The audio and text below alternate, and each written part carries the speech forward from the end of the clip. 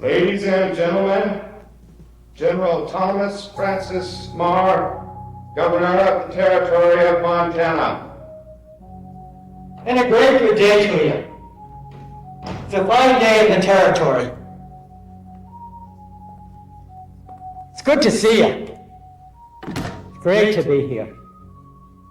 And before I begin, I let us all take just a moment to search our hearts and share the memory of our fallen comrades, Lieutenant Colonel James Haggerty, slain at Bull Run, and Colonel Richard Byrne, mortally wounded at Cold Harbor.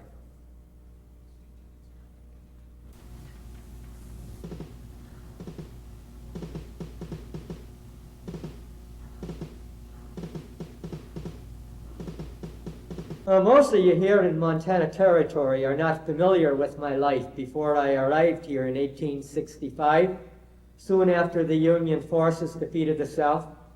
I was only 41. So let us return to the beginning.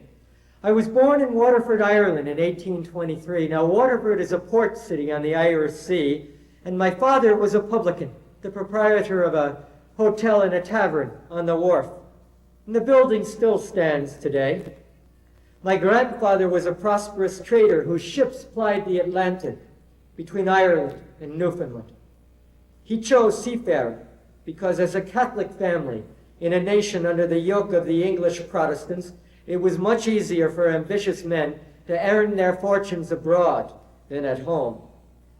Now, my grandfather's success made it easier for my own father to establish himself there in Waterford and gain respectability. Yet it was still a terrible struggle for Catholics, the majority of Irish people.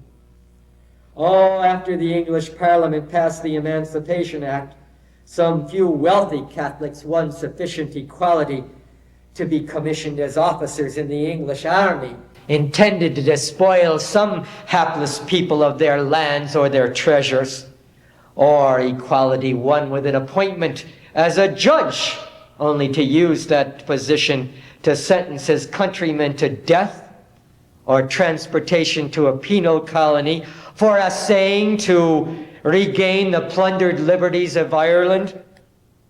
I was my father's only child. My mother died soon after my birth, and I did my studies at Stonyhurst, the Jesuit college in England. Ah, there is the bell for 8 o'clock.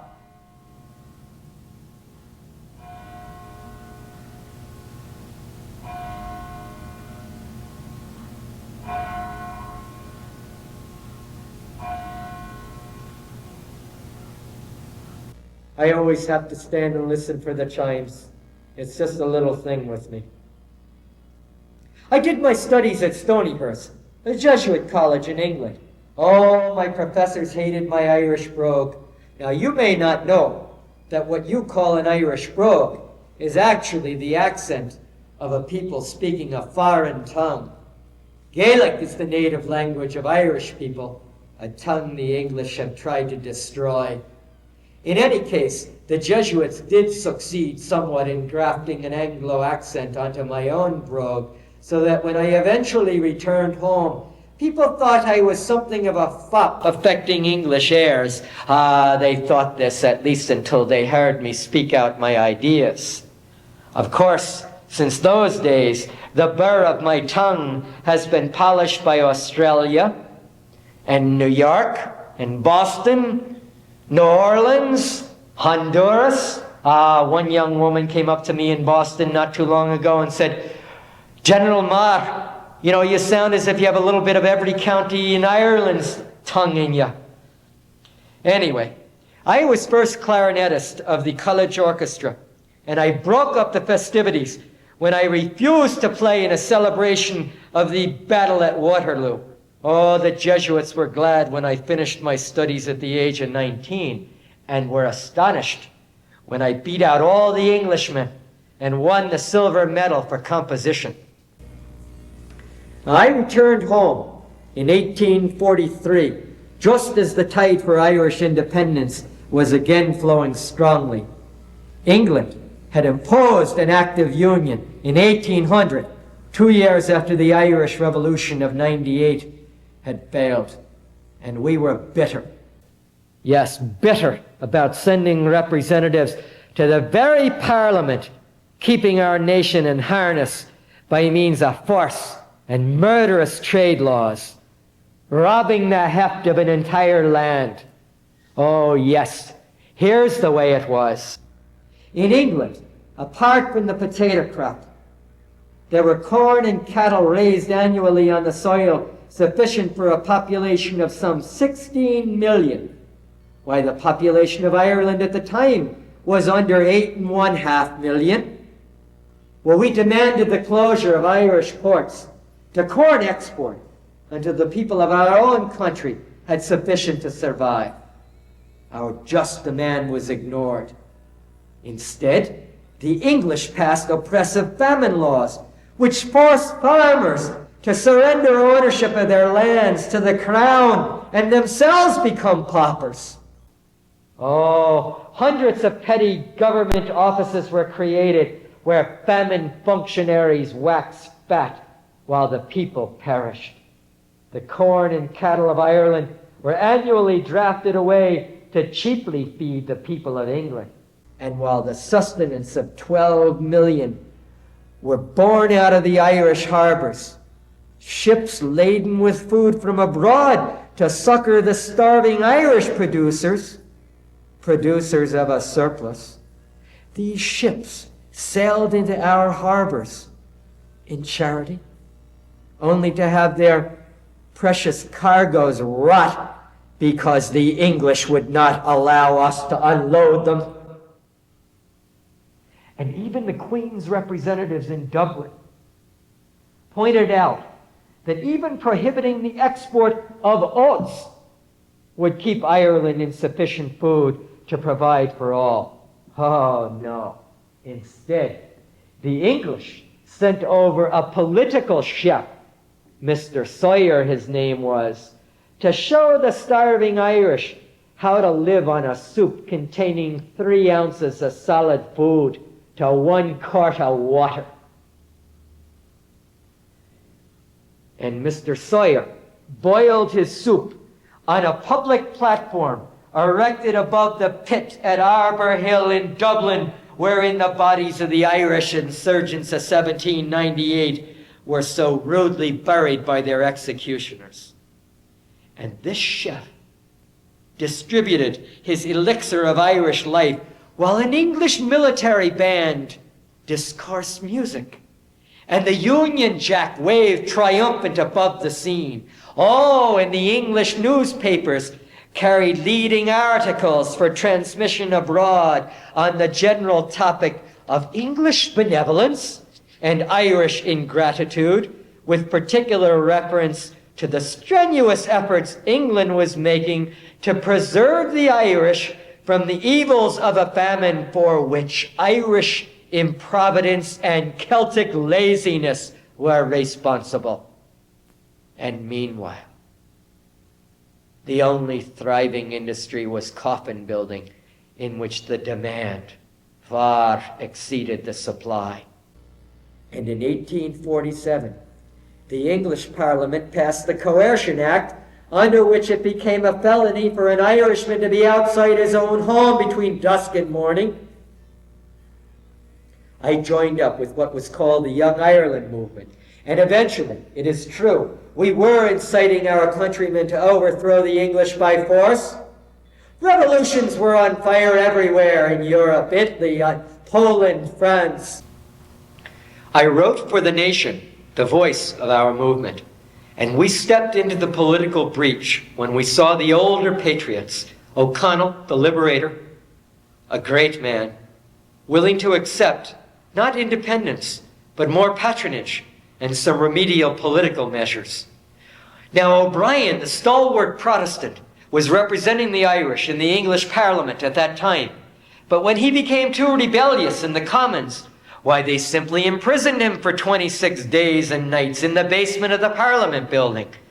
Well, when O'Brien returned to Dublin in 1846, all the factions met at Conciliation Hall.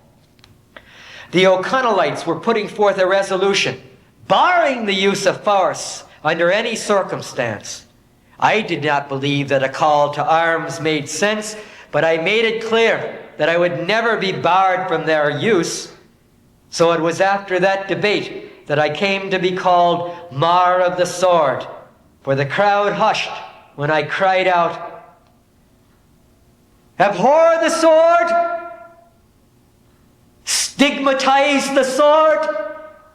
No, my lord, for at its blow a giant nation started up from the waters of the Atlantic, and by its redeeming magic, and in the quivering of its crimson light, America, the crippled colony, sprang into the attitude of a proud republic. America, prosperous, limitless, and invincible."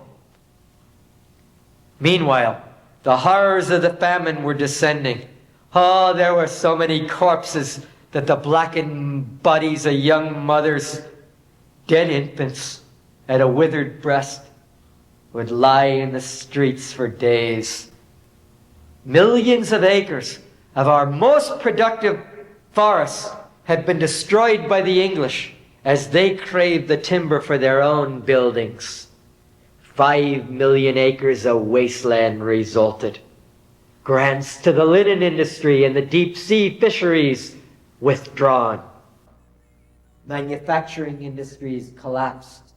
91 woolen manufacturers employing 4,938 hands in Dublin, and 41 employers in Cork with 2,500 workers, all shut down so that England itself might better prosper in its own mills. And there was no franchise. Oh, no vote for the majority of our citizens. Oh no, the Protestant faith was imposed on a Catholic people as the official Church of Ireland, with £26,000 allocated for their bishop. Can you blame me then for inciting our people to arms? Oh, of course, in the midst of the famine, many of the gentry Irish had been purchased by the English, given comfortable positions in the counting houses, the militia running the poorhouses. Oh, and the courts were filled with magistrates who sold their country's soul for a comfortable living, place beggars we called them. And many of the Catholic clergy, not the curates, oh no, not the assistants, but the parish priests, were far too comfortable, selling their souls to England so as to be left alone in ease and comfort. And thus it was that in Waterford, my birthplace, that I stood for election to the English Parliament, so as to raise up these issues of independence.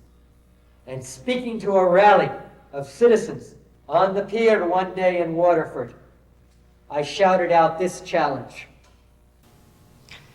"Maintain the Union and maintain your beggary and your bankruptcy.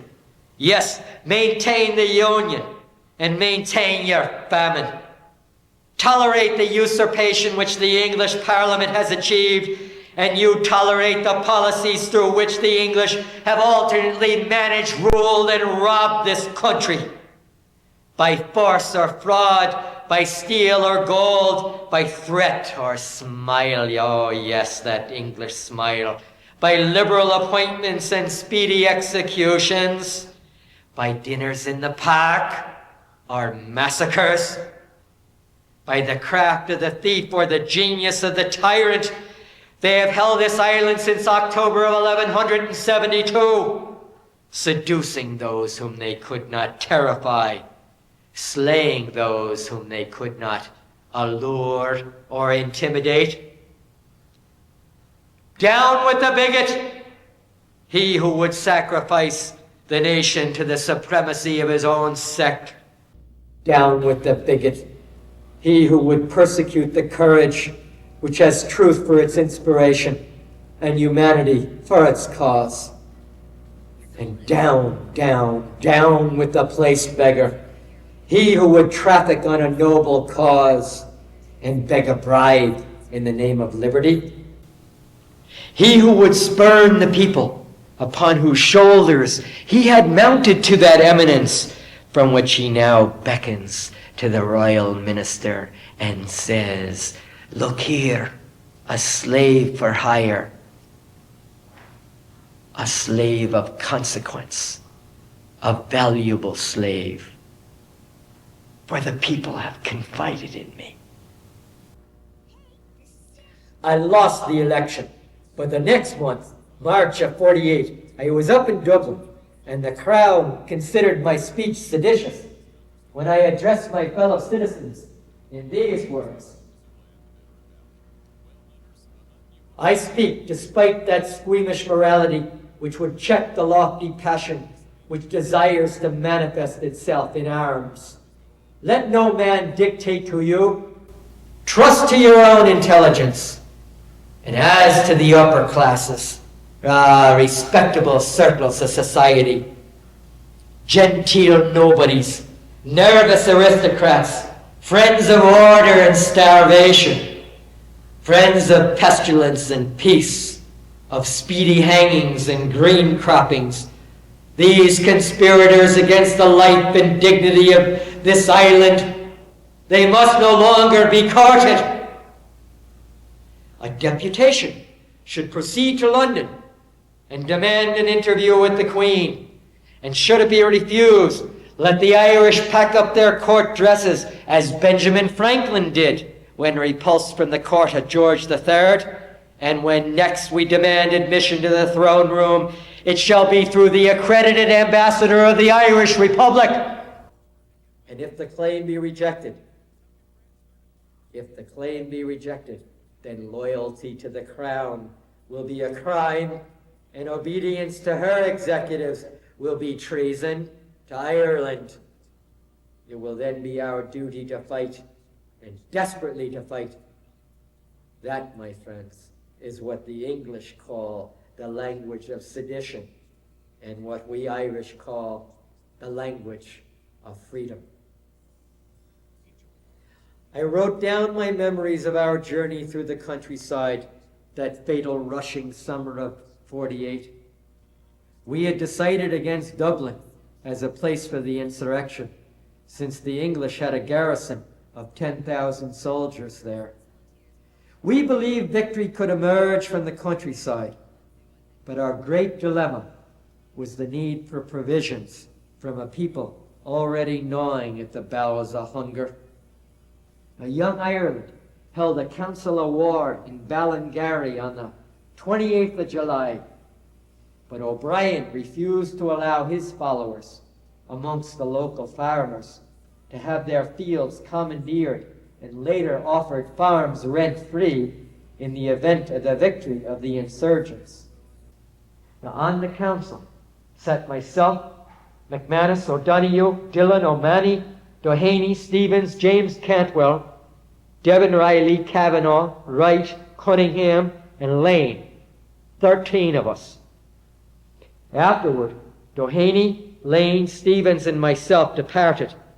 Despite the council's decision, we left to attempt to rally and organize forces at Slieve na Mon and in the Camaracks with a view toward threatening the English garrison at Clonmel.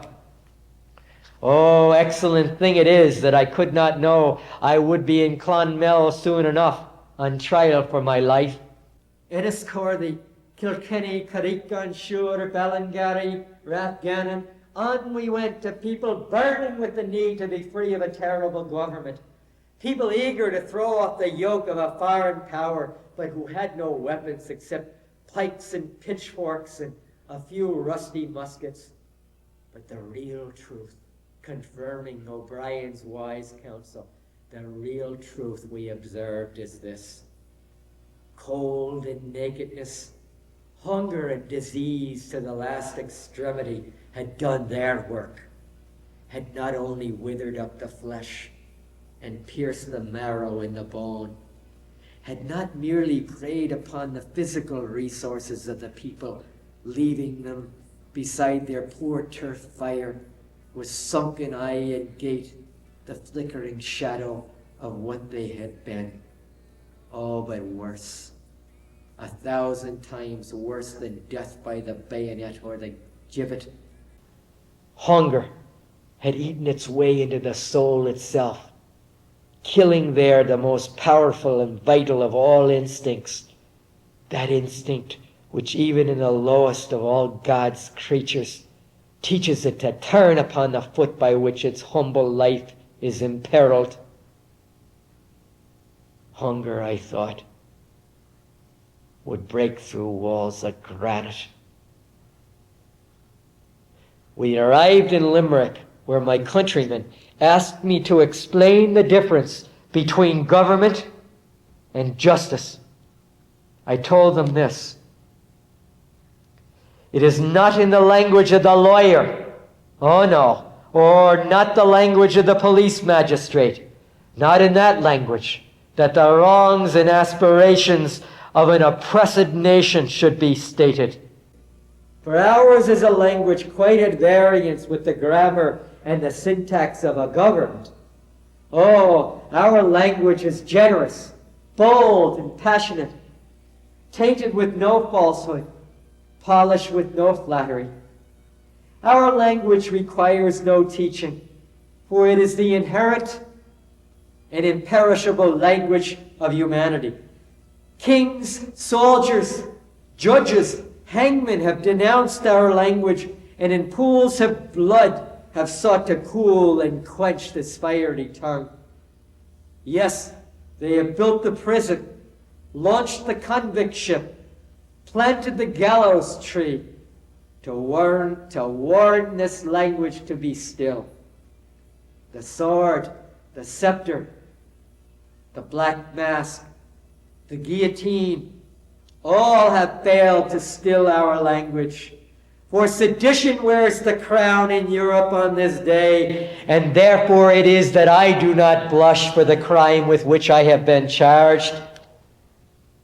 I had just celebrated my 25th natal day on the 3rd of August of 1848, when I was arrested again on charges of treason and sedition. The English Parliament had suspended the writ of habeas corpus, allowing for the arrest of anyone suspected of conspiring against the Queen. At my first trial, back in May, the jury could not agree on my guilt. Well, the judge locked them up for the night when the foreman informed the judge, there was no chance of our agreeing, for there are two gentlemen who say they will not agree with the others. The following morning, the jurors were called in again, and the judge asked, are you likely to agree, gentlemen? We are not, my lord. So the jury and myself were both discharged. But one poor juror, an auctioneer named Thomas Farrer, not wanting the English to suspect him of disloyalty, exclaimed to the judge, oh, you're 11-1, my lord, and that one is a Roman Catholic. Well, we learned later of an honest Protestant who was one of two dissenters proclaiming my innocence. At the second trial in October, the jury was more carefully packed, and I was found guilty. I faced the judge for sentencing, and he asked me if I had anything to say.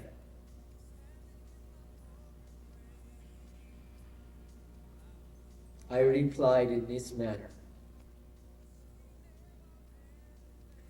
I am here to regret nothing I have ever done, to retract nothing I have ever spoken. I am here to crave with no lying lips the life I consecrate to the liberty of my country. Even here, where the shadows of death surround me, oh, even here encircled by these terrors, the hope which beckoned me on still consoles, animates, and enraptures me. Pronounce then, my lords, the sentence which the law directs. I am prepared to hear it. And what I heard then is this: You, Thomas Francis Meagher, will be taken hence, drawn on a hurdle to the place of execution, hanged by the neck until you be dead, and that afterward the head shall be severed from the body, and the body divided into 4 quarters, to be disposed of as Her Majesty shall think fit. Eventually, and a good thing it was, the sentence was commuted, and I was sent to lifetime exile in Van Diemen's Land, an island off the coast of Australia. And as the convict ship bore me away from the island of my birth, I was rounding the point of a Waterford, and I was pierced with loneliness. I thought, will no one come out to hail me from Dunmore? Do I pass by and my own people know nothing of it? Yeah. Now, my exile was not uncomfortable. My father's wealth permitted me to build a cottage on a lake, and we had a sailboat. I married a young woman, and she bore me a son. But the English imperialists could have chosen no crueler punishment for a young man who needs poetry and struggles for equality and human dignity. And so it was in 1852, after 3 years of exile, that I made my escape. 2 fishermen took me in their small boat to a tiny island, perhaps 200 feet wide, off the coast. Alone, I waited there 9 days, cold and wet, subsisting on birds' eggs and rainwater. And then the sailing ship Elizabeth Thompson picked me up by prearrangement. They left me in South America in April, where I picked up a berth on a brig called the Acorn, carrying sugar to New York. I landed in America, blessed be the day, on May the 26th, 1852. Oh, I had no idea of the tumultuous reception awaiting me. But indeed, the news of the 1848 revolution in Ireland was well known, and I soon found that my own humble part in that effort was being given high praise.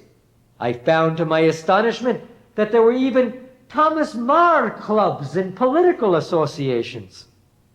I passed the 1850s traveling and lecturing as far south as New Orleans and west to California.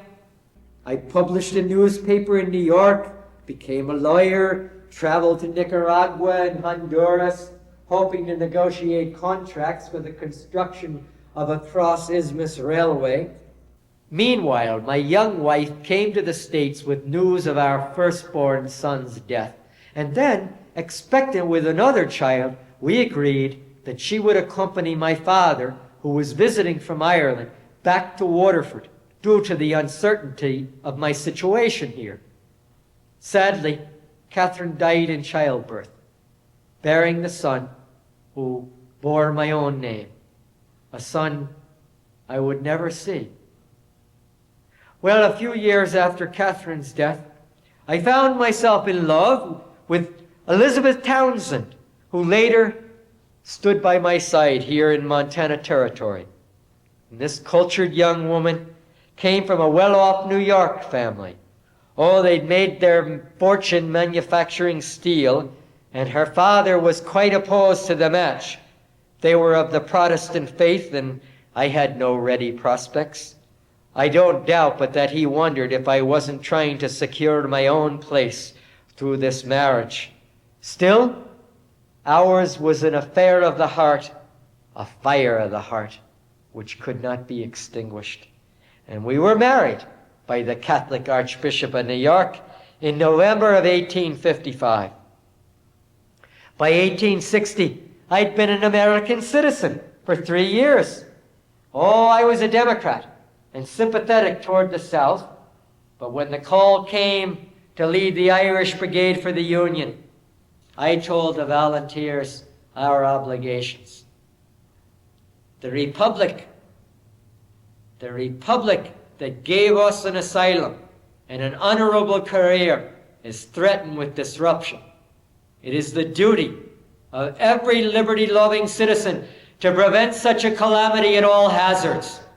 Above all, is it the duty of us Irish citizens who aspire to establish a similar form of government in our native land, We could not hope to succeed in our effort to make Ireland a republic without the moral and the material aid of these United States.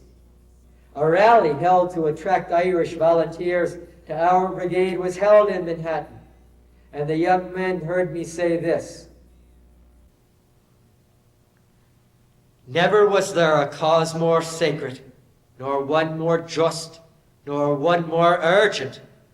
No cause more sacred, for it comprehends all that has been considered most desirable, valuable, and ennobling to political society and humanity at large." Now my brigade, the New York 69th, fought bravely at Fair Oaks, Chancellorsville, Bull Run, and Antietam. Now even the Rebs would stand and cheer the Irish boys' bravery in the fiercest of fire. Of my own record, I shall not speak. The journals of the war and the testimony of my own men attest to a record of which I am not ashamed. Suffice to say that others have observed that in attack I was in the first ranks and in retreat the last. At Bull Run, we lost 40 killed, 85 wounded, and 60 taken prisoner. Our brigade was back in the heat of war in June of 1862, when we fought at the Battle of Fair Oaks, and I wrote the following account in my journal. The night was the blackest night ever known. Not a star was visible, and one vast cloud filled the sky, producing so dense a darkness you would have thought it was through a coal pit in the bowels of the earth that we were marching. Here and there you could catch the yellow glimmering of the lanterns of the sergeants as they groped and stumbled over the field in search of the wounded.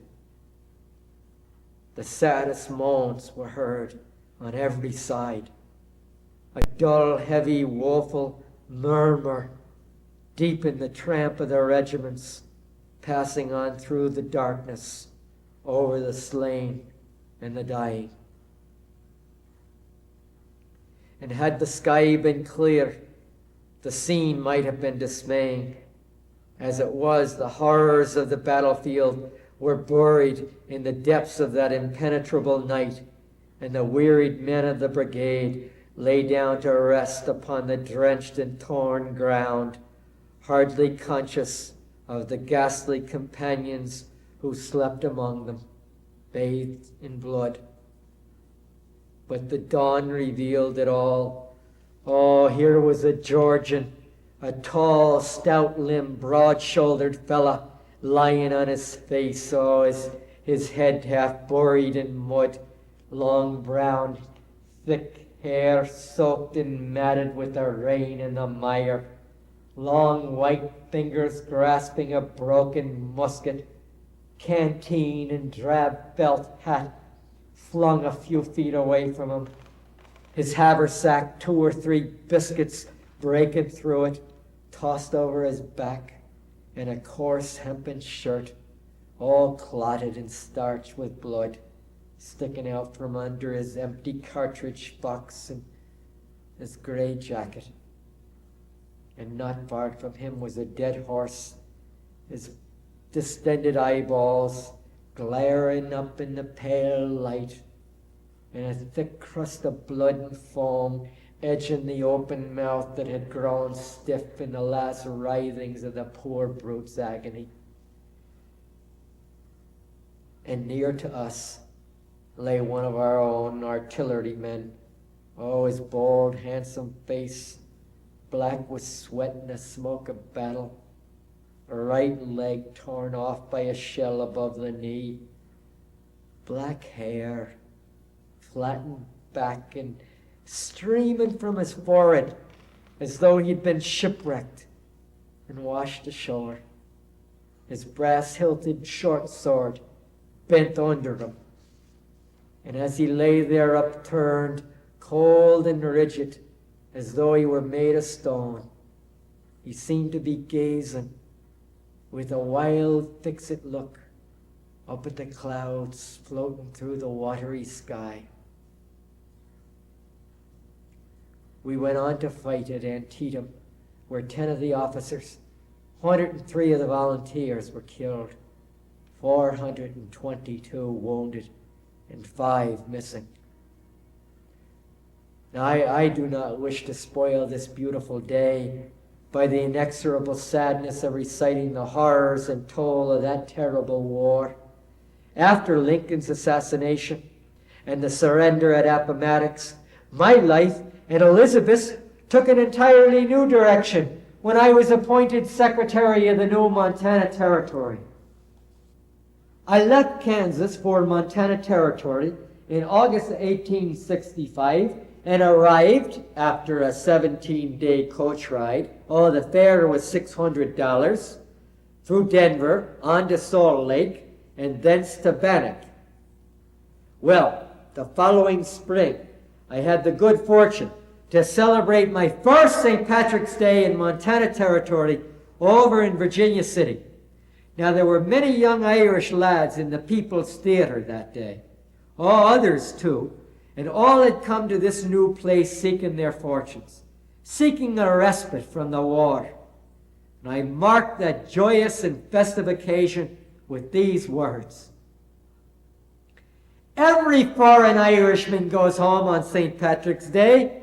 It doesn't matter where he is. He jumps on his fuka at daybreak and tearing over mountains and seas, bidding defiance to thunder and turf and lightning and the devil himself with all his works and pumps, and lands in Ireland precisely where he is best known, on the spot that is most endeared to him and which the dust of his people for generations has enshrined and sanctified.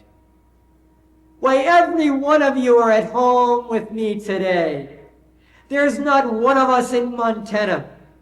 There's not one of you who has seen the Rocky Mountains this morning.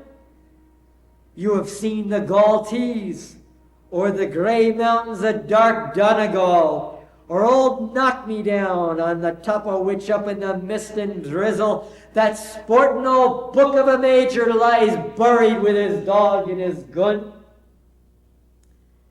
The Rocky Mountains have gone for the day and won't be back till midnight. It's St. Patrick's Day. Now, the celebration we Irishmen make today is a celebration of love, of pride, and of sorrow. Were Ireland an ill-favored country, were it sterile, bleak, and inhospitable, were there no sweet valleys there, no laughing rivers, were there none of the grandeurs and graces of nature? Had the country no picturesque history? Had Ireland no great names illuminating her annals? No fields on which heroism had fought for liberty? Were Ireland a desert in the light of an unpropitious sun, and a blank in the literature of the world? Even so, as the place of our birth, where first we knew a mother's smile and a father's blessing, we should love it, be jealous of it, be proud of it, and cling to it all the more devotedly on account of the deprivations with which it had been stricken. But our love for Ireland has no such rigorous conditions to test and vindicate it, for heaven has been most bountiful to that land. As it came from the hand of God, it has all the rare excellence that make it a singularly favored land. And when we reflect upon the career it has been compelled to run under the mailed arm of a foreign power, and then reflect what a happy, honorable, noble little nation it might have been had there been no England at the gate, is it no wonder that conspiracies and outbreaks, heroic daring, and heroic sacrifices should be the order of the day in Ireland? Give me the people, the democracy, the folk who till the fields, subjugate the wilderness, train and rear it into a noble civilization. Oh, yes, give me the people and the democracy of Ireland. And should they demand the liberty of Ireland, I shall not wait on any lord or pedant to ratify the claim. Give me the peasantry, the reviled, scorned, ignored peasantry of Ireland. Their wretched cabins have been the holy shrines in which the traditions and hopes of Ireland have been treasured and transmitted. And now comes the question. Ah, yes. Now comes the question on this St. Patrick's Day. Is this festival of love, of pride, of sorrow, celebrated here in the Territory, incompatible with Irish loyalty to America? This ignominious question would not surely emanate from me were it not that there are some vicious bigots, yes, men of small brains and smaller hearts, men of more gall than blood, who even here in Montana Territory assert that love of Ireland, devotion to her cause, active sympathy with the protracted contest for her redemption, invoke unequivocal allegiance to the United States? Out! Out upon the bastard Americanism that spews this imputation in the face of this gallant race, whose blood, shed in torrents for its inviolability and its glory, has imparted a brighter crimson to the stripes and made the stars of that triumphant flag shine with a keener radiance. Oh yes, let the woods and swamps of the deadly Chickamini, the slopes of Malvern Hill, the waters of the Antietam, the defiant heights of Fredericksburg, the thickets of the wilderness, 1,000 fields now billowed with Irish graves. Let those graves declare that love for Ireland blends in ecstasy with love for America and loyalty to America, and that America has been served by none more truly than by those who carried in their impetuous hearts the memories and the hopes of Ireland. It is the American who has no heart, the American who has no thought beyond putting a mighty dollar out at mighty interest. Oh, who has no zest for any other book than his easy accountant or his soulless ledger. It is this type of American who hates the Irish for their generous qualities, their religion, and their inveterate democracy. This kind of American who has the 10 Commandments written on his face and looks so virtuous that he might commit any crime and no one believe in the possibility of his guilt. So whilst we cannot and will not forget old Ireland, we will not and cannot forget America. Hand in hand shall America and Ireland go down the great road of time, the humble shamrock of the one, interwoven by a golden cord with the proud laurels of the other. This joyous and glorious day inspires the vision of a happier and grander companionship for Ireland and America. Democratic liberty shall be the destiny of both. And thus it was that I spoke on that joyous St. Patrick's Day in Virginia City. But that was but a brief pause from my duties. Now officially, I was secretary for the Territory. Appointed by President Johnson, Andrew Johnson, not long after President Lincoln was assassinated. Now Johnson was a Democrat, succeeding a great Republican at a calamitous time. Now Johnson was already under attack from radical Republicans in the Congress who wished to take a punitive approach to the South in the aftermath of the war. These glasses are getting in my way. The frame is a bit bent up and I'm having trouble with it. So just bear with me a minute. My enemies will be calling me cockeyed soon enough.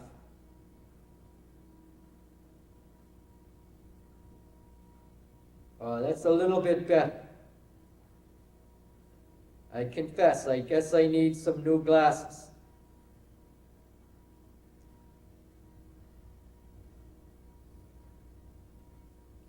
Out here in Montana Territory, I was already, as a Democrat, in a difficult position. There was much interest in proceeding quickly to statehood, and if that were the case, then the governor and the legislature would be appointing the United States senators. Some people thought I would try and pull off that appointment myself in the event, and I was not averse to the thought, but this did not please the Republican appointees. Now, in the history books, I've come to be called the acting one. That's because I'd hardly got off the coach in Bannock when Governor Edgerton handed me the official papers and told me he was departing for Ohio, not being able to stomach the rigors of the frontier, in my opinion, and so I was acting governor.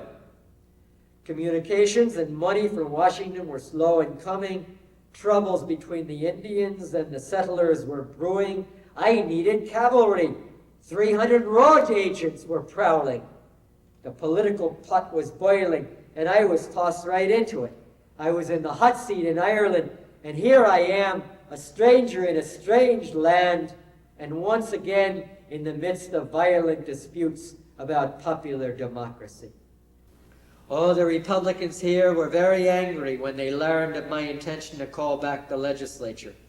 But their animosity took focus when I crossed the vigilantes' path. You see, there had been a gunfight over a card game up in Helena. One man died, and the vigilantes took the assailant before their own kangaroo court, but then decided to let civil justice take its course.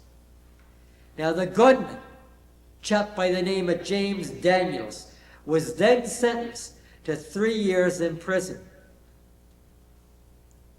Now, the gunman, James Daniels, was then sentenced to 3 years imprisonment.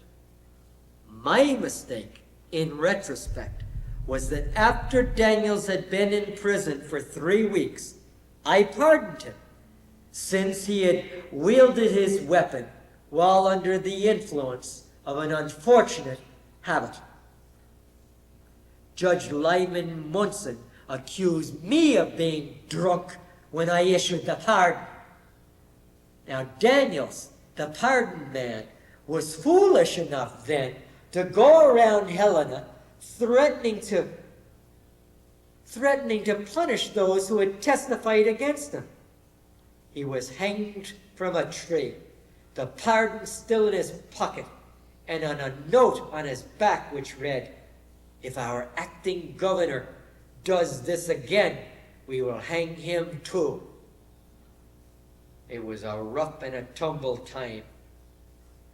Faced with all this political turmoil,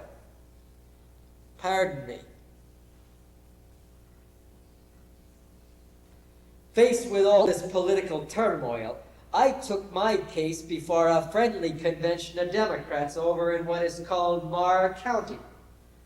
I explained to them the difficulties a public official has in communicating his views freely, while at the same time desiring to cultivate confidence and friendship amongst all the people.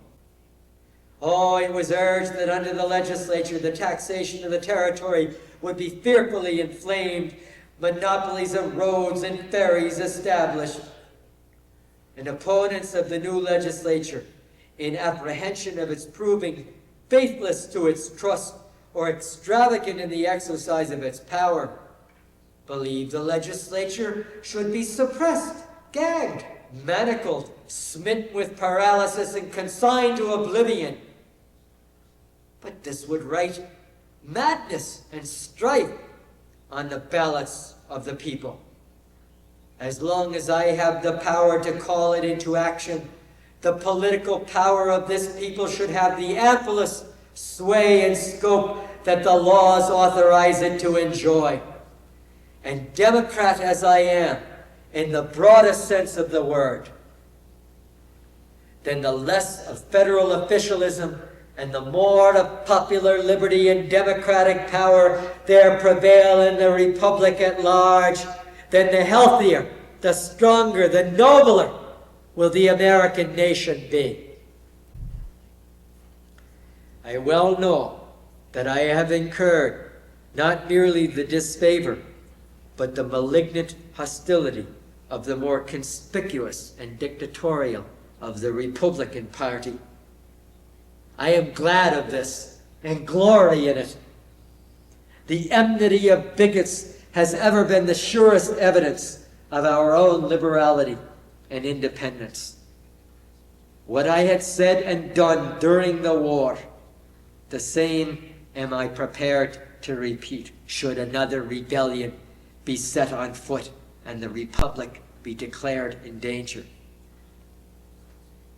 But the war is over. And I, for one, will not plant thorns in the graves where the olive has taken root. Here among the great mountains of the New World, no echo should be awakened, save those that proclaim a truthful and glorious peace, the everlasting brotherhood of those who had been foes upon the battlefield, the triumphant reign of industry, and another pillar and crown of gold to the nation that has been restored. In a divine sacrament of forgiveness, love, and patriotism, let us dedicate this domain, our domain, with an irrevocable pledge to the growth of a stalwart democracy, liberty with law, the vindication of the Republic against the malevolence of faction, nationality against sectionalism, religion without Puritanism, and loyalty without humiliation. After leaving Marr County that day, I wrote to an Eastern friend that I am still torn by memories of Ireland and the desire to make good my life and the cause on which it launched. I've resolved, I wrote my friend, not to turn my back upon the Rocky Mountains until I have the means to whip my carriage and four through New York's Central Park and sail my own yacht with the green flag at the mizzen peak within 3 miles of the Irish coast. Alas, the English Queen still has a warrant out for my arrest. Now, in the spring of 1867, John Bozeman was murdered when he and William Cover encountered 5 natives. Cover was wounded and returned to the Gallatin and raised the alarm. I put out a call for volunteers, but the merchants would not supply them till they were paid with federal scrip. I telegraphed General Grant, "Greatest alarm, danger imminent, and will overpower unless measure for defense are instantly taken." Now Grant was sympathetic, but then some chap named Nolan from Helena wrote to General Sherman and disputed the urgency of the matter. "Now the cry is war to the knife," this Nolan fellow wrote.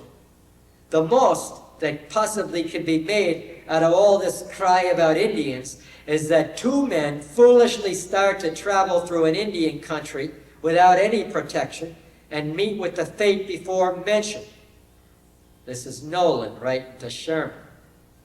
"I deem it my duty," Nolan went on, "to call your attention to the efforts being made to distract this territory and plunge us into debt by a few persons who unfortunately hold such positions under government as to make the public lend a willing ear to their cry of danger from Indians."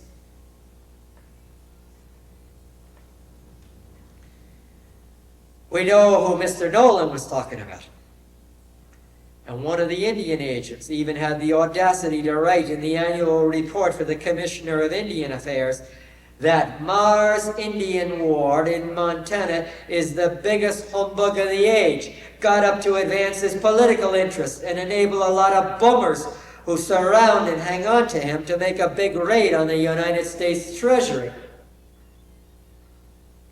And this Chapman fellow went on to observe that hundreds of travelers were moving between Fort Benton and Helena without any trouble. I'll tell you this much. Chapman slandered me when he wrote that, and he slandered me again when he wrote this. When volunteers are sent out and told by General Marr that they shall have all the property they capture, such as robes, horses, and so forth, it would be strange indeed if they did not create unnecessary trouble with the Indians. I never said anything like that the men could capture all of that stuff. The New York Herald editorialized about all this on the last day of May 1867. If anyone can carry this movement to a successful issue, Marr is the man. He is as good at palaver as he is at a fight, and his eloquence is just of the character to suit the Indians. He will quiet them by talking their heads off, a much less costly and more humane process than that of exterminating them. That's what was in the New York Herald. So you see what I was up against in this situation. Finally, General Sherman authorized the delivery of 2,500 muskets, which would come up the Missouri to Fort Benton. A half a dozen of my officers accompanied me on a hot 6-day ride from Virginia City to Fort Benton the last week of June. We rode into Fort Benton on the 1st of July. I had sworn enemies in the territory and was wary of some of the characters I saw lurking around the fort. I was dehydrated and violently ill at my stomach. One of the shopkeepers insisted I dose myself with a tonic of blackberry wine. I did, and then retired for the night to a stateroom on board the G.A. Thompson, a boat piloted by my old friend and countryman, Johnny Duran, out of St. Louis.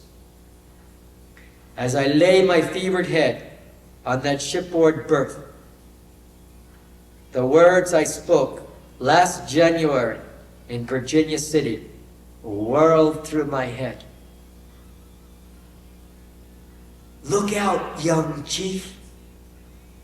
You have shown the haughtiest and fiercest scorn for the rascalities of political cliques, and that for the dastardly conspiracies of political rivals. You have the flashing eye of disdain and the clenched hand of defiance. Look out, young chief. You have done too much to bring the traffickers in the political marketplace into disrepute and bankruptcy, not to have provoked their vengeance. Not to have provoked their vengeance.